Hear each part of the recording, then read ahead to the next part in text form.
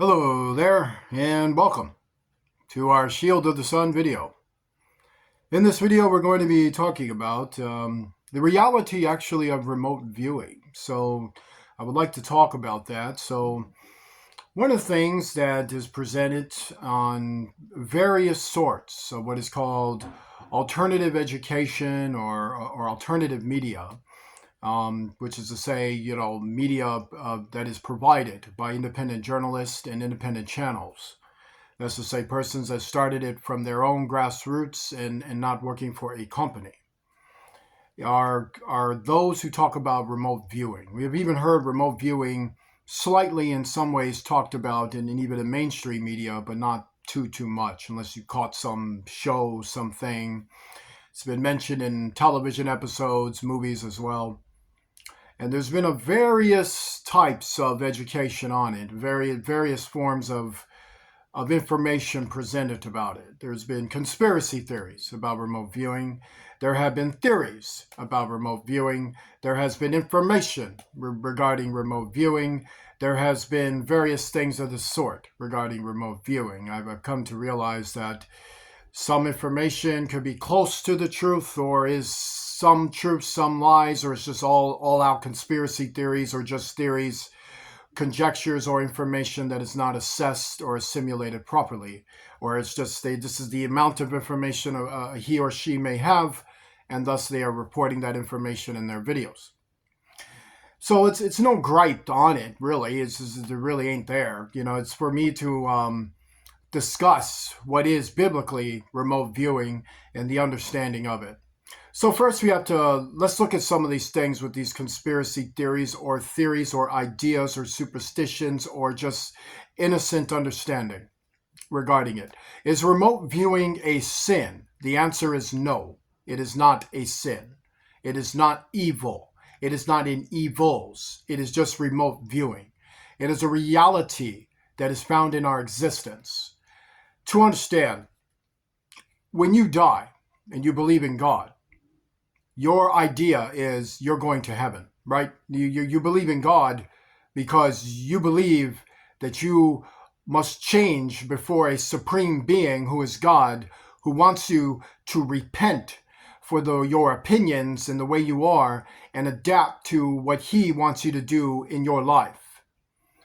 So now that I've just said that, where did that idea come from? Now, when you really think about it, you know that idea didn't come from governments. You know that idea didn't come from mankind. You know those ideas don't even come from evil spirits who are on some whole other thing.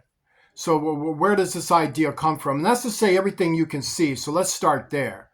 This idea, does it come from anything you visibly see? Or does it come from matters that are invisible, matters that are unseen?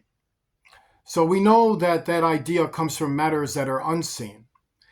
What you've just experienced by having that belief structure is an example of remote viewing. You have a remote view of your soul, of your existence, and a place in God, and a place called heaven. And there's also a fear, because you have a remote view of impending doom that could happen to your soul in a place called hell. So we have this as reality, that this is a reality that we must understand. So remote viewing, is it real? To understand, I would like for you to join me in Isaiah. Come with me into chapter 6. We're going to start in verse 1. In the year that King Uzziah died, I saw also the Lord sitting upon a throne, high and lifted up, and his train filled the temple. That's to say, the host. There was an entire host of angelic beings about him, bowing down and serving him, and doing things, to serve him. Above it stood the seraphims. These were the trains. Each one had 6 wings. With 'twan he covered his face, and with 'twan he covered his feet, and with 'twan he did fly. So here we have supernatural beings with supernatural energies. We got Superman right here, or the real ones. We got beings with supernatural powers like Superman, but even better. Some are masculine, some are feminine, and they got superpowers. Got Superman, Supergirls over here. And one cried unto another and said, Holy, holy, holy is the Lord of hosts. The whole earth is full of his glory. So what's happening with Isaiah? Well, let's read more. And the post of the door moved at the voice of him that cried, and the house was filled with smoke. Isaiah came through a door. He came through a door and saw this whole other world. He didn't come through this door by temporal visible means. To say he walked, he took a plane, a space shuttle, something of that effect. Nothing like that. He came to a world that's further than the universe, so beyond the universe is just a small wilderness out there in the echo compared to where it came from, to compare to what's really out there. And there's no way to reach that with a space shuttle, and there's no way to reach that with anything that we got, other than supernatural means that can only come by a power that is unseen and a power that would float to you remotely. And therefore, what is happening with Isaiah is that he is now at a door, and he remotely comes to this door, and by invisible means, through an invisible door, he comes to an invisible world and sees actual people. In fact, he saw an uncountable host of people, seraphims. Scientifically, he saw alien beings worshiping a supreme deity who is God. So he saw God and his angels, these angelic races, this one particularly, the seraphims. And so he saw the seraphims in assembly. And the assembly of the seraphims was called upon for that moment for them to come adhere and worship God and come to embrace their Creator. So what have I just explained to you? Scientifically, that is called remote viewing. Within the understanding, that's exactly what you're reading. You're reading an example of remote viewing. This is actually the understanding of remote viewing. It is to visit interdimensional worlds. It is to observe interdimensional worlds. It is to witness interdimensional activity from interdimensional places. That is to witness worlds in unseen places and see the activities that take place in those worlds. That is the true definition and true understanding of remote viewing. It is to have interaction or observation of those worlds. That is remote viewing. Remote viewing can come with a variety of things. So like to understand, when remote viewing happened here, Isaiah was to come see this. He was to come see this particular thing. Then said I, Woe is me, for I am undone, because I am a man of unclean lips, and I dwell in the midst of a people of unclean lips, for my eyes have seen the King, the Lord of hosts. Then flew one of the seraphims unto me, having a live coal in his hand, which he had taken with the tongs from off the altar. And he laid it upon my mouth, and said, Lo, this hath touched my lips, and thy iniquity is taken away, and thy sin purged. Also I heard the voice of the Lord saying, Whom shall I send? And who will go for us? Then said I, Here am I, send me. So as Isaiah saying, well, I'm not busy. So what takes place here is that this is what happens in this remote understanding.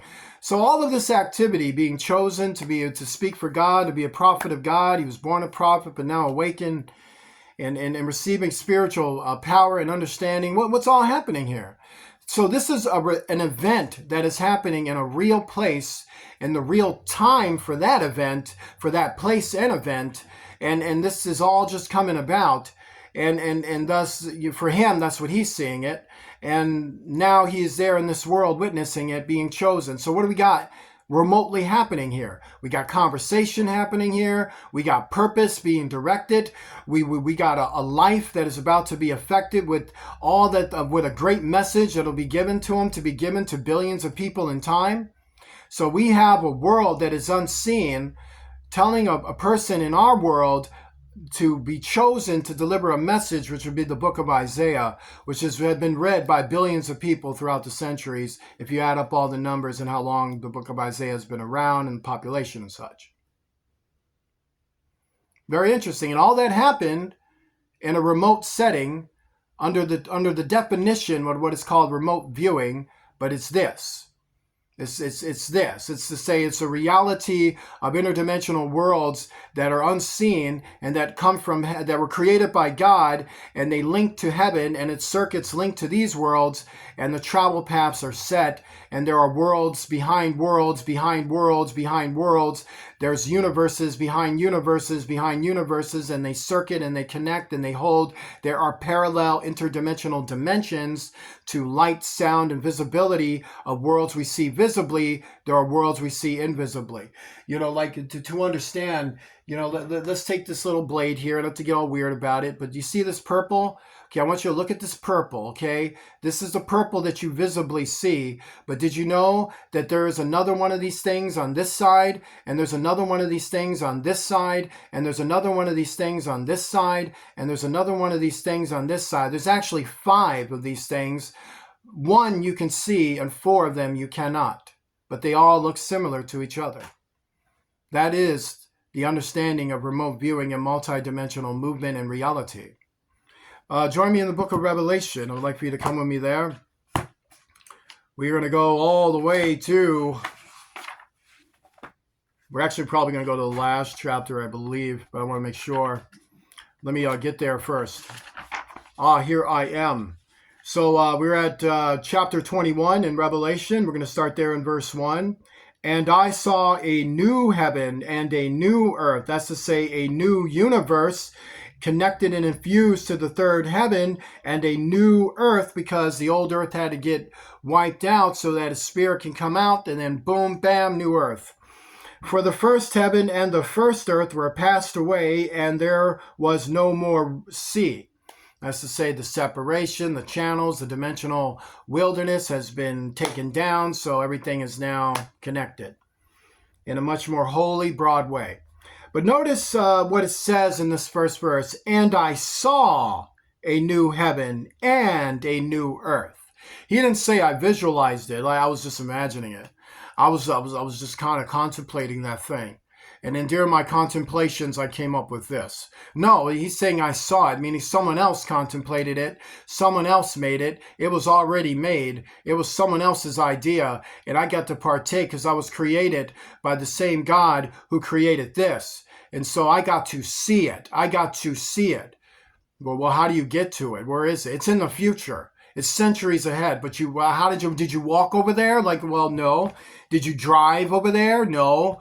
Did you fly over there? No. So how did you get there? Did someone catapult you over there? Like, no. So how did that happen? Well, I was pulled in my spirit through an interdimensional unseen way of travel, and I time traveled through space-time coordinates and circuits and I was remotely pulled through this door, and this door of light opened up, and then this being came and told me where I was going, what I would see, and what was about to happen, and then boom, we ended up in the future, and I saw it. So you saw this entire world by remote viewing. Yes, I understand. Do you have some lemonade? Yes, I do. So like it would come out like that. And I, John, saw the holy city, New Jerusalem, coming down from God out of heaven, prepared as a bride adored for her husband. So John saw that. And I heard a great voice out of heaven saying, Behold, the tabernacle of God is with men, and he will dwell with them, and they shall be his people, and God himself shall be with them and be their God. And so he saw that too. So all of these things he's seeing, how is he seeing it? By remote viewing. This is remote viewing. That what he's experiencing is remote viewing. This is remote viewing. In fact, with that being said, join me in Daniel. I'd like for you to join me there.